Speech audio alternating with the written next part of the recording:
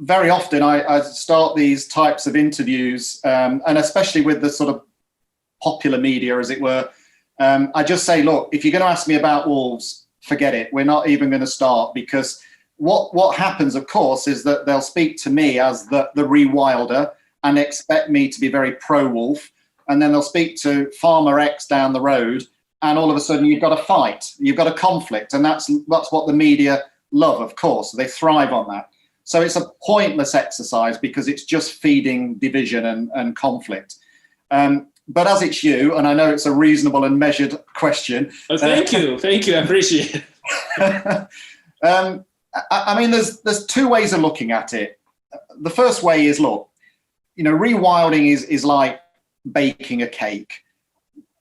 We have to go out and get the ingredients. We have to mix the ingredients. We have to put the cake in the oven. And then when the cake comes out the oven, we have to decorate it. If we draw that analogy, wolves is like the cherry on the cake.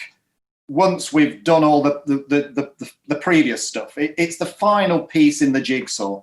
Now, ecologically speaking, it's a very important piece in the jigsaw. Yeah. But again, at a practical level, we could, and you could argue that rewilding is never going to be successful or complete without a complete suite of native species who are able to shape and govern those natural processes that drive vibrant living systems. I get that at an ecological level, absolutely.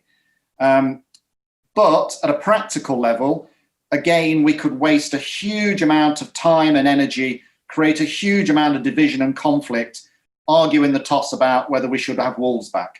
So for me, we're just about setting off down to the shops to buy the ingredients. And let's do that first. Let's get them back, and then let's mix the ingredients, and then let's bake the cake, and then let's worry about the color of the decorations we put on top of the cake further down the line, when the conversation is more mature. This ecological awareness and understanding that we spoke about earlier has matured and evolved over another 5, 10, 15 years, whatever it takes.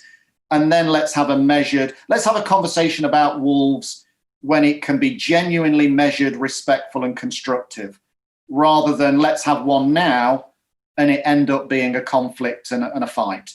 So I think, for me, wolves are an integral part of ecological functionality. They are just one species, by the way, so I don't look upon wolves any differently to I look upon red squirrels or wood ants, but they are an integral part of the ecological functionality.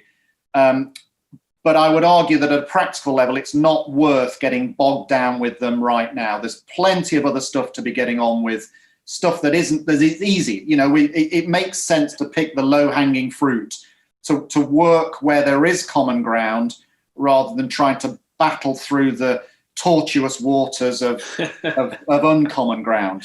So let's make it easy for ourselves and take what steps we can easily and practically, and where everybody is on board. Just to finish off that, put wolves aside a little bit. In my experience, I've never met anybody who would contest that a vibrant, healthy environment is a good thing. Everybody recognizes that is fundamental to our existence. True. The only reason we're having this conversation really is that there is disagreement over what that looks like and how we get there. And in a rewilding context, wolves are a real elephant in the room, because yes, ecologically they're important, but they also provide a platform for division and conflict. And for the moment, I'd just like to put them back in the cupboard. Let's worry about them a little bit further down the line.